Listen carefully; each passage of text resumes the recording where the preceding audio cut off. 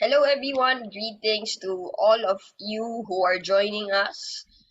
Thank you for joining Words of Life family and to all our friends joining the 21 days of prayer and fasting.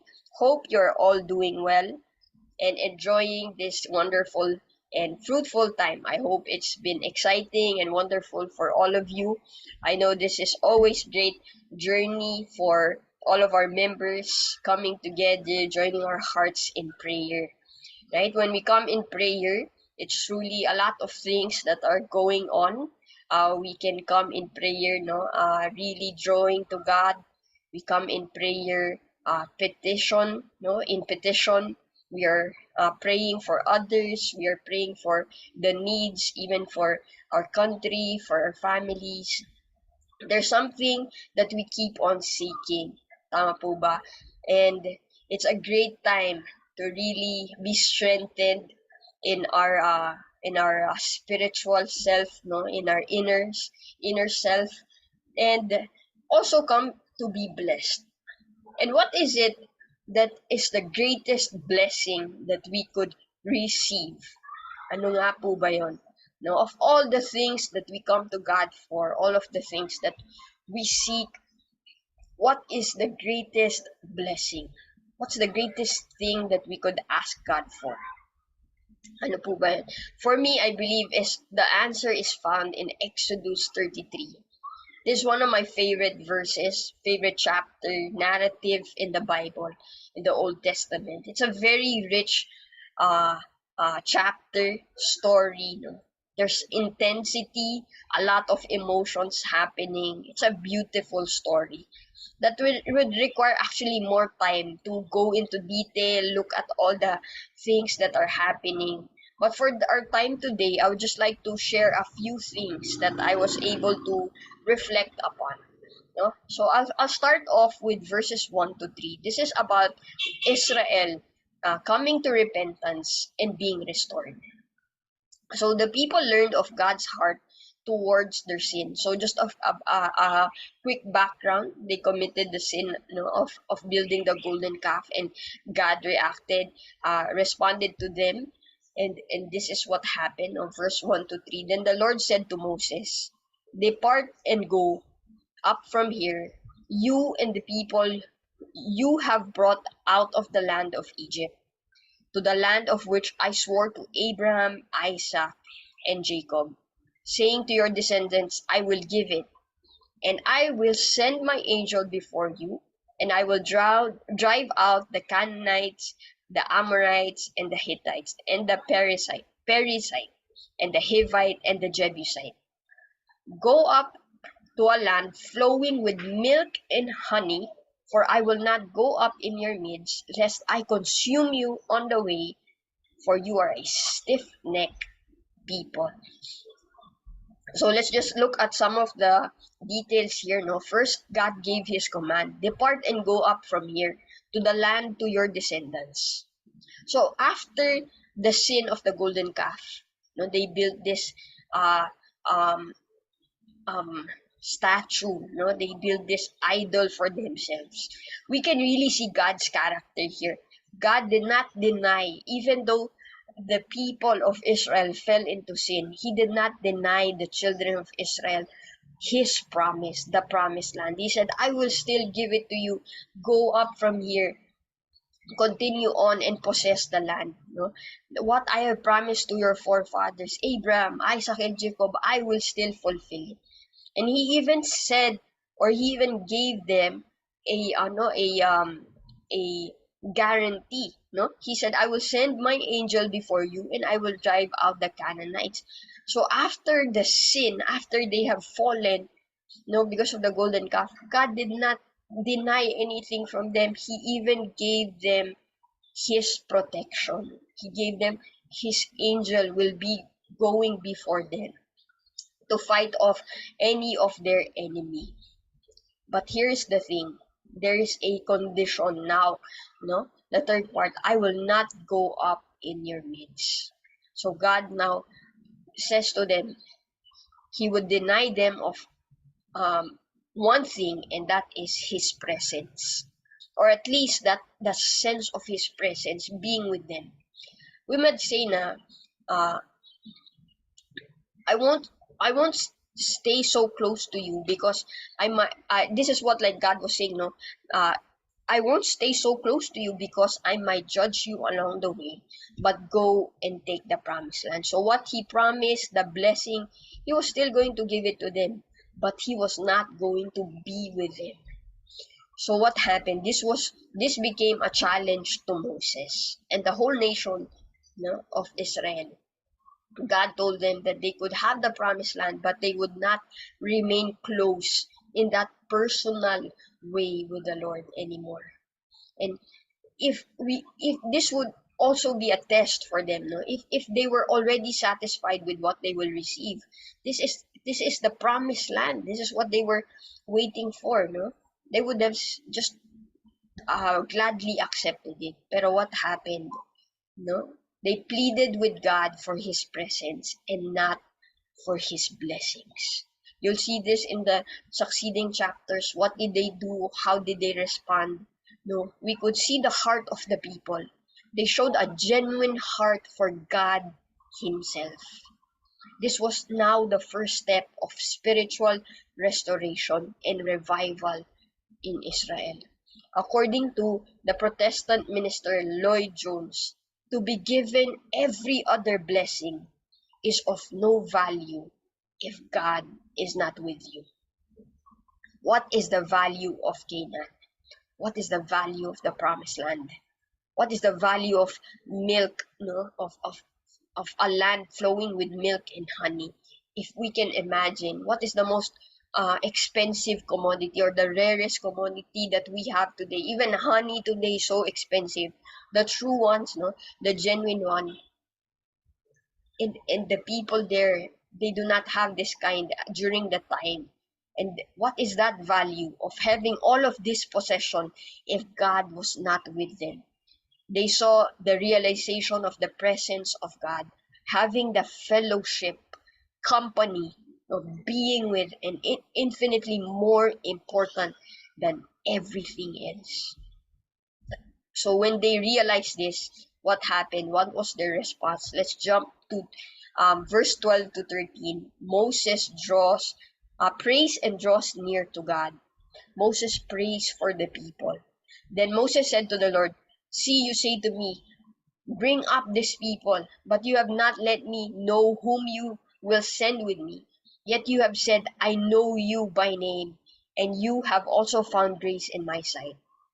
Now therefore I pray, if I have found grace in your sight, show me now your way, that I may know you, and what I may find grace in your sight, and consider that this nation is your people." Okay, so let's look at a few things here from these two verses. First, but you have not let me know whom you will send with me. For Moses, it wasn't enough to know that the Israel would make it to the promised land. Ngayon parang baliwala na may guarantee, God already secured that you will make it. You're going there, you're going to possess the land. In his estimation, the promised land has nothing special without the special presence of the Lord. God previously promised to send an angel, but Moses pressed on to God to the point now wanting to know exactly whom would God send. Who is this? Who is this angel? Who is it? No? Moses is now concerned to obtain both a guarantee of that presence of his people and also the enjoyment of a closer experience for himself. This was actually a very bold move, a very bold statement coming from Moses. No, he wanted to really draw near. He wanted to have that very close and intimate relationship experience of God. Moses was determined to have God's presence with Israel as close as possible. No, it was not only him, but it was for his people. This was the next step towards the revival and restoration of Israel's relationship with God.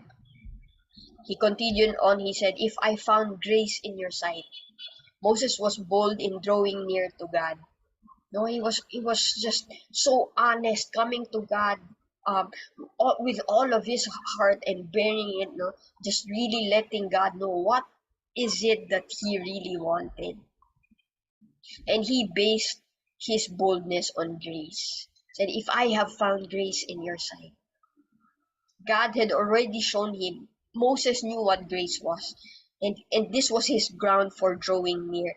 This was what made him, because he was given grace, because he experienced grace. Now he was saying, if I have grace, may you show me who it is, and your sight, your way, that I may know you, grace in your sight, your people. Moses was almost like obsessed with God. He was still on earth, but he connected everything to God in heaven.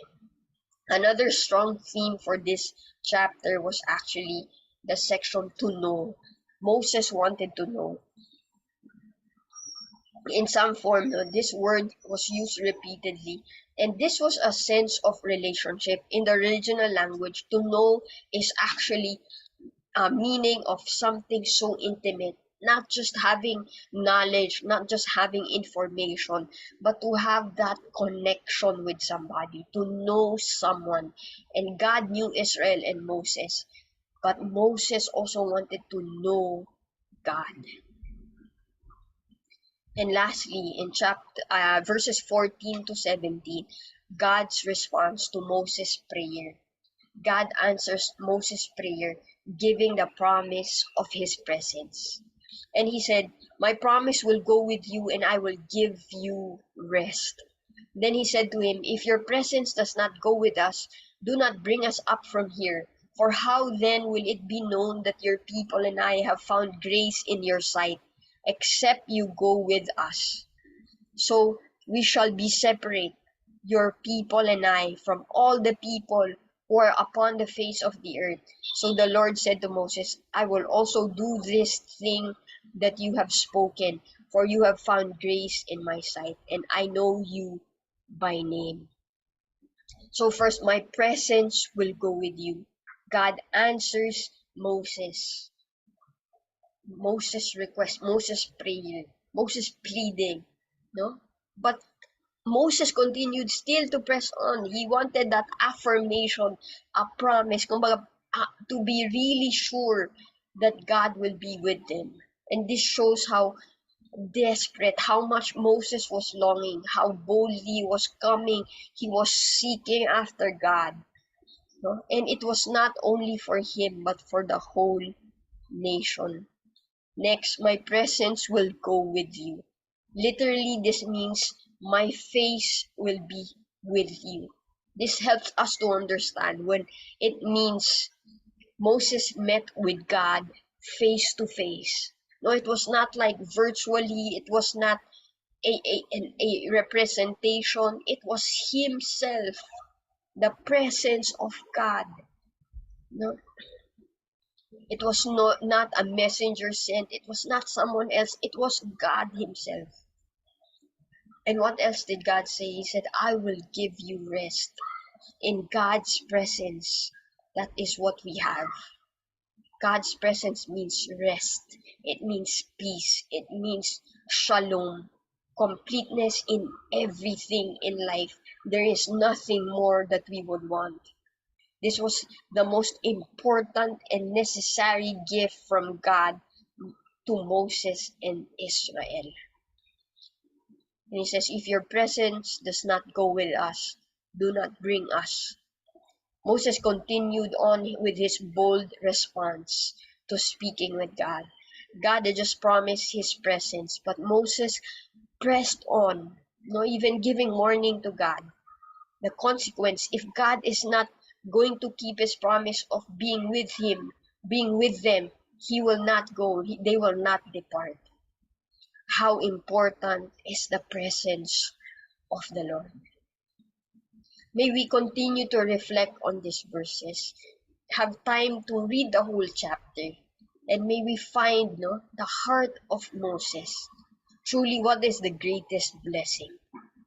It's not the promised land. It's not being free from all of our troubles, of all of our burdens, of all the challenges in life. It's not being comfortable. The greatest blessing is to have the presence of God. And in the remaining days and week of our prayer and fasting, may we come to seek this. Seek to have the presence of God in our lives. And not just for ourselves, but for the people that we lead, for our care group, for our disciples, for our ministry, for our church, for our family, and for our nation. May the presence of God be truly the most important thing, the greatest blessing of our lives. God bless everyone. Thank you all.